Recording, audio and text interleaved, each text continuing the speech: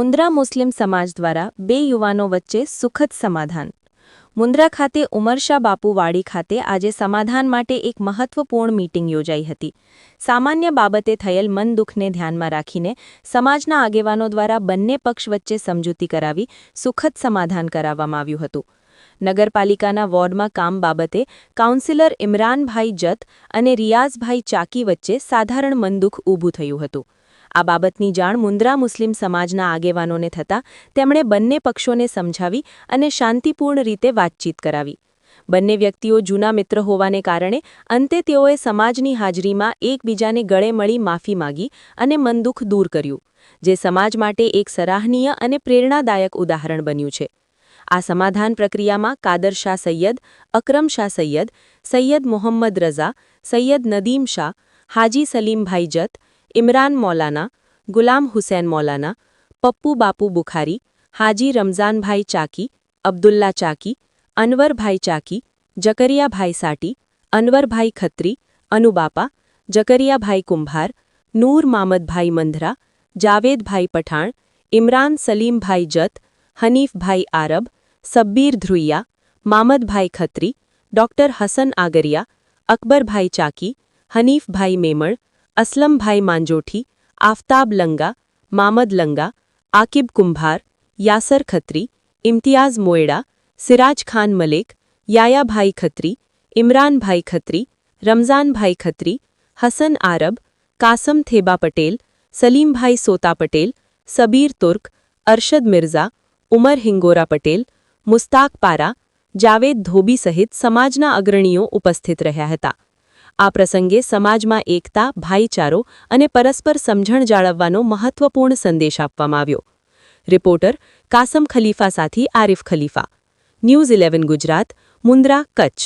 આયોજનનો મુખ્ય ઉપદેશ તો જે થોડો ઘણો મતભેદ હતો, મતભેદ ન કહેવાય, એક વિચારસરણીમાં થોડોક ફેરફાર હતો અને કામકાજના હિસાબે તો રિયાઝભાઈ ચાકી અને હાજી સલીમભાઈ જતના વચ્ચે હતો.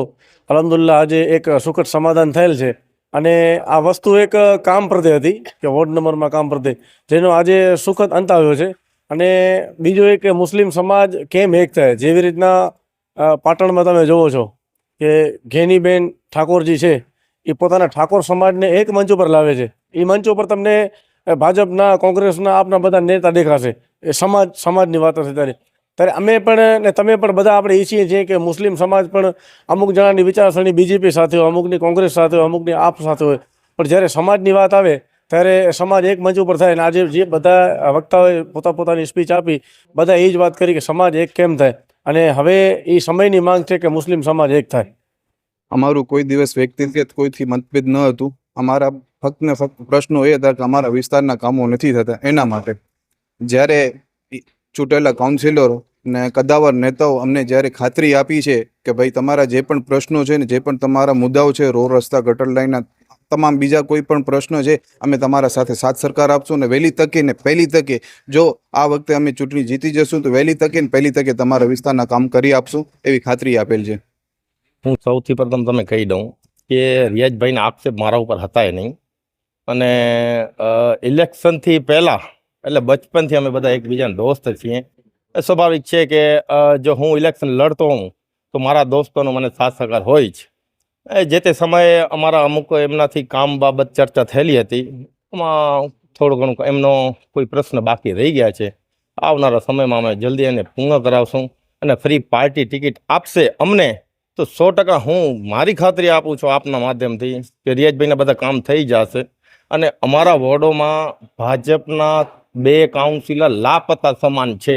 એક પણ મુસ્લિમ વિસ્તારમાં ભાજપના કાઉન્સિલરે એના લેટર પેડ ઉપર એકે કામ નથી લખેલું. જ્યારે અમે લોકો પછાત વર્ગના જેટલા વિસ્તાર છે, દલિત છે, મોમેડીન છે કે અન્ય બીજી સમાજના આવે છે, અમે બધાને સમાન કામ કરેલા છે.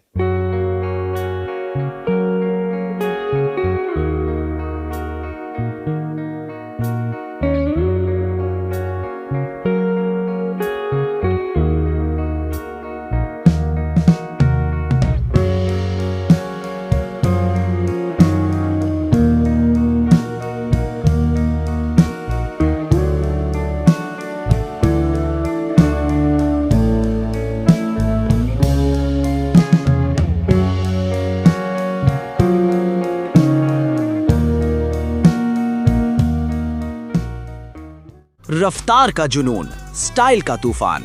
आपकी मनपसंद टीवीएस बाइक अब मुंद्रा कच्छ में युवा टीवीएस शोरूम पर।